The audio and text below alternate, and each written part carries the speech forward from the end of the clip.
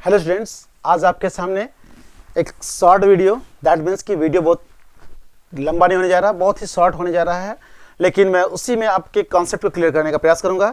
आज मैं आप लोगों को क्लाउज के काइंड्स, जिसमें आप लोगों को पता ही है कि एक प्रिंसिपल और एक क्या होता है सबऑर्डिनेट क्लाउज, ठीक है। आज उसके बारे में, यानी सबऑर्डिनेट के जो काइंड्स होते हैं, चाहे वो नाउन क्लाउज हो या फिर एडजेक्टिव क्लाउज हो या एडवर्ब क्लाउज हो, मैं उसके बारे में कुछ एक्सप्लेन करूंगा, शॉर्ट में बताने का प्रयास करूंगा, ताकि पहला ये फर्स्ट पार्ट जो आपके कॉन्सेप्ट को पहले क्लियर करें, फिर सेकंड पार्ट में मैं कोशिश करूंगा कि आपको और ज़्यादा डिस्क्राइब कर सकूं। सेकंड में आप लोगों को सेंटेंस के बारे में आप लोगों को जानकारी है, लेकिन सेंटेंस में आप कैसे पहचानेंगे कि ये सिंपल सेंटेंस है, कंपाउंड सेंटेंस है या कॉम्प्लेक्स सेंटेंस है। तो आज मैं इन्हीं दोनों के कॉन्सेप्ट को क्लियर करने के लिए आपके सामने एक छोटा सा वीडियो लेकर आया हूं। तो मैं उम्मीद करता हूं कि आप वीडियो कंप्लीट देखें ताकि आपके बेसिक कॉन्सेप्ट क्लियर हो जाए। Okay students, so we should not waste our time, now look at here. तो सबसे फर्स्ट सेंटेंस जो आप देख रहे हैं, जिसमें आपको लिखा हुआ दिख रहा है, I asked the boy how old he was, यानी मैंने लड़के से पूछा। आप लोग को इस तरह के सेंटेंसेस जो नरेशन में बताए गए हैं, कैसे नरेशन से डायरेक्ट से इनडायरेक्ट में चेंज किया गया, ये इनडायरेक्ट स्पीच का एक सेंटेंस है। तो आप लोग को वीडियो डिस्क्रिप्शन बॉक्स में डाल दिए जाएंगे, दैट मीन्स कि लिंक डाल दिए जाएंगे, ताकि आप वहां से सारे तरह के सेंटेंसेस, चाहे नरेशन को कैसे चेंज करेंगे, सारा बताया गया है, बेसिक कॉन्सेप्ट के साथ बताया गया है। आप ध्यान से देखेंगे और सीखेंगे। तो आपके सामने जो इनडायरेक्ट स्पीच से रिलेटेड एक सेंटेंस दिया गया है, उसमें बताने का प्रयास किया गया है कि इस तरह के सेंटेंस को हम लोग, या इस तरह के क्लाउज व्हाट इज क्लाउज, है ना, क्लाउज कहते किसको, सबसे पहले ये आपके दिमाग में स्ट्राइक कर रहा होगा ये वर्ड।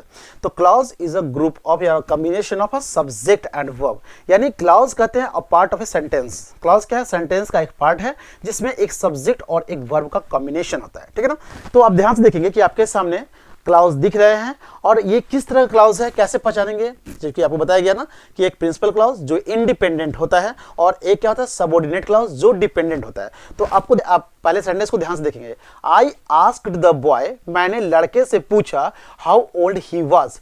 तो आपके सामने क्वेश्चन आया फर्स्ट पार्ट को पढ़ने से कि मैंने लड़के से पूछा, क्या पूछा, यानी व्हाट, ठीक है। तो इससे आपको जवाब मिला क्या कि हाउ ओल्ड ही वाज। तो जवाब व्हाट से मिला, यानी ये आपका पार्ट जो है वो क्या कहलाएगा, नाउन क्लाउज। ये फर्स्ट पार्ट है, इसलिए पहले बेसिक कॉन्सेप्ट आपको दिए जा रहे हैं, ठीक है। नेक्स्ट पार्ट के सेंटेंस को ध्यान से देखेंगे तो आपको दिख रहा होगा कि he is the man whom we all respect, ठीक है।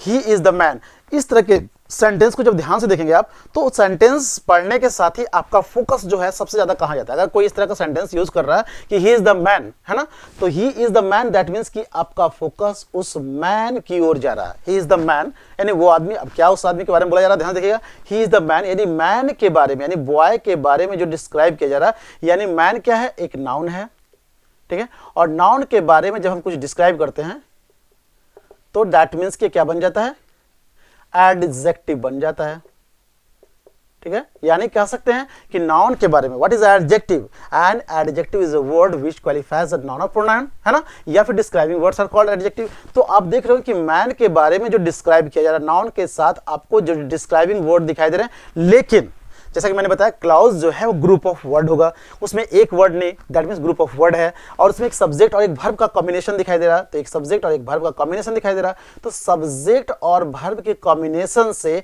किसी पर्सन के बारे में आपको यहां पर डिस्क्राइब करता हुआ कुछ दिखाई दे रहा है, ठीक है। तो ऐसे पार्ट को हम लोग क्या बोलते हैं, एडजेक्टिव क्लाउज बोलते हैं, ठीक है। तो ये पार्ट जो है whom we all respect, ये आपका क्या कहलाएगा, adjective clause, adjective clause, okay. Next part जो देखेंगे, ध्यान से समझने का प्रयास करेंगे। जैसे कि आपसे बोला गया, strike the iron while it is hot, है ना, यानी आपसे किसी कार्य को करने को कहा जा रहा है। स्ट्राइक द आयरन, एक आप कहावत सुनेंगे आप कि लोहा गर्म है, मारो हथौड़ा, यानी कहा जा रहा है आपसे स्ट्राइक द आयरन, किस कंडीशन में या किस समय, यानी टाइम की बात की जा रही है इसमें। और टाइम की बात जब की जाती है, उस कंडीशन में हम लोग बात करते हैं वर्ब की, है ना। टाइम के बारे में, यानी वर्ब यानी किसी कार्य के बारे में आप क्या कर रहे हैं, टाइम बता रहे हैं। फिर बता दूं आपको, जैसे स्ट्राइक द आयरन, आपको एक वर्ब दिखाई दे रहा है ना, वर्ब के स्ट्राइक करने के लिए कहा जा रहा है, लेकिन साथ ही साथ आपको एक टाइम दिया जा रहा है, वर्ब में आपको टाइम दिया जा रहा है, जिस पर आप लोग पढ़ेंगे एडवर्ब ऑफ टाइम। सबसे पहला कि आपको जानना चाहिए what is adverb. And adverb is a word which qualifies a verb, adjective और अनदर एडवर्ब, जिसमें आपको वर्ब के बारे में कुछ एक्स्ट्रा इंफॉर्मेशन दिया जा रहा है, यानी वर्ब के बारे में आपको कुछ ऐड किया जा रहा है, ठीक है ना। जब वर्ब में कुछ आप ऐड कर रहे हैं तो क्या कहला रहा है, एडवर्ब, ठीक है ना। और नाउन के बारे में जब ऐड कर रहे हैं कुछ तो वो क्या कहला रहा है, एडजेक्टिव। क्लियर है। तो इस तरह से आपने समझा कि किस तरह, दैट मीन्स कि जब भी किसी कार्य को करने के टाइम को और वो भी कि ग्रुप ऑफ वर्ड के माध्यम से समझाने का प्रयास किया जा रहा है ना। व्हाइल इट इज हॉट, जिस समय ये क्या है, गर्म हो, ठीक है ना। तो ये टाइम को इंडिकेट कर रहा है, यानी ये एडवर्ब क्लाउज कहलाएगा।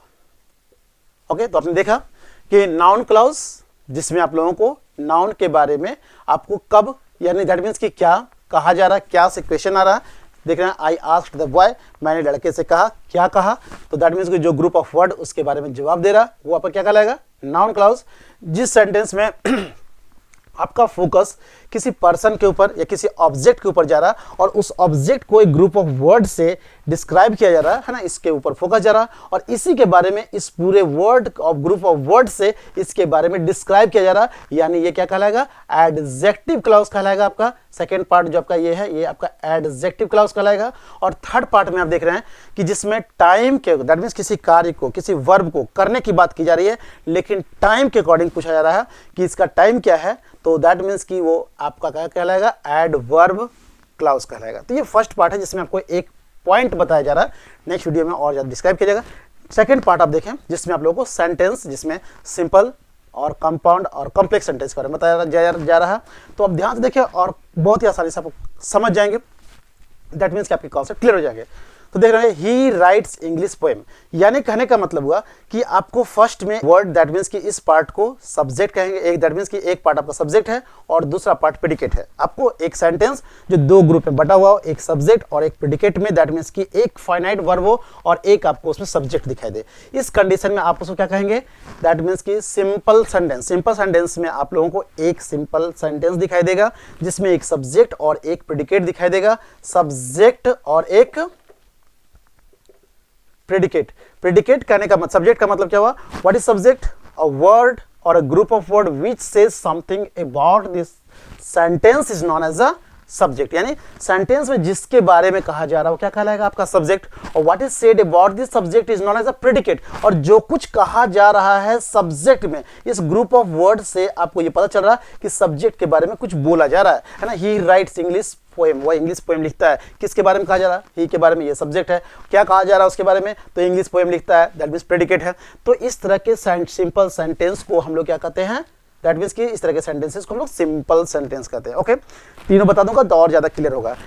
सेकेंड आपका है कि कंपाउंड सेंटेंस। कंपाउंड सेंटेंस किसको कहते हैं, वैसे सेंटेंस दैट मीन्स कि जिसमें आप लोगों को दो या दो से अधिक सेंटेंसेस कोऑर्डिनेट कंजक्शन के द्वारा जुड़ा हुआ हो और दोनों के दोनों इंडिपेंडेंट हो, यानी कोई एक दूसरे के ऊपर डिपेंडेंट नहीं हो, ठीक है। जैसे कि आप एग्जांपल के तौर पे ध्यान देखेंगे, God made the world and man made countries. God ने संसार की रचना की और मनुष्यों ने क्या, किसकी रचना की, कंट्रीज की रचना की, ठीक है। तो इस प्रकार से आप अगर एक पार्ट को भी देखें तो सेंटेंस अपने आप में क्या क्लियर है, ठीक है ना। गॉड मेड द वर्ल्ड, ठीक है ना, गॉड ने संसार की रचना की, क्लियर है। तो ये इंडिपेंडेंट है, किसी के ऊपर डिपेंडेंट नहीं है। सेकंड पार्ट आप देखिए, मैन मेड कंट्रीज, है ना, मनुष्यों ने कंट्री की रचना की, ये भी अपने आप में इंडिपेंडेंट है। लेकिन दोनों सेंटेंस को जोड़ने के लिए ये कोऑर्डिनेट कंजक्शन आ रहा है और दोनों इंडिपेंडेंट सेंटेंस है ना, क्या है, दोनों इंडिपेंडेंट सेंटेंस है। तो ऐसे सेंटेंस दैट मीन्स कि जिसमें ग्रुप ऑफ सेंटेंसेस हो, दैट मीन्स कि मोर देन टू सेंटेंसेस हो सकते हैं या टू सेंटेंसेस हो सकते हैं, लेकिन कोऑर्डिनेट कंजक्शन के द्वारा जुड़े हों और साथ ही साथ दोनों के दोनों इंडिपेंडेंट हो, उसको हम लोग क्या कहेंगे, compound sentence. Okay, next, and that means दोनों के दोनों क्या है, इंडिपेंडेंट सेंटेंस है।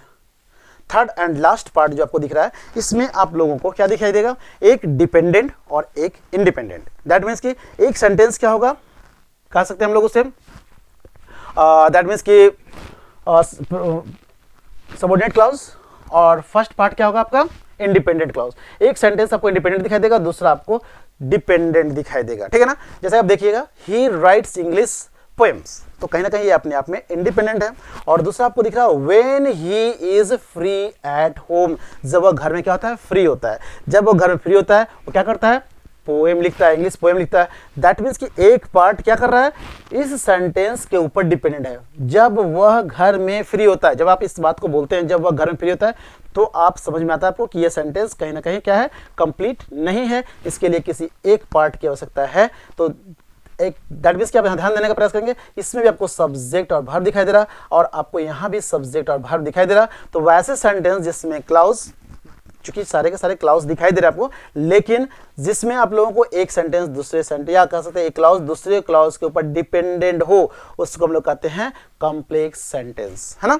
तो आपको उम्मीद करता हूँ कि आपको समझ में आ गया होगा। फिर भी कहीं कंफ्यूजन हो तो कमेंट बॉक्स में अपने प्रॉब्लम अवश्य शेयर करें, ताकि इस तरह के वीडियोस आपके सामने लाया जाए। Okay students, thank you.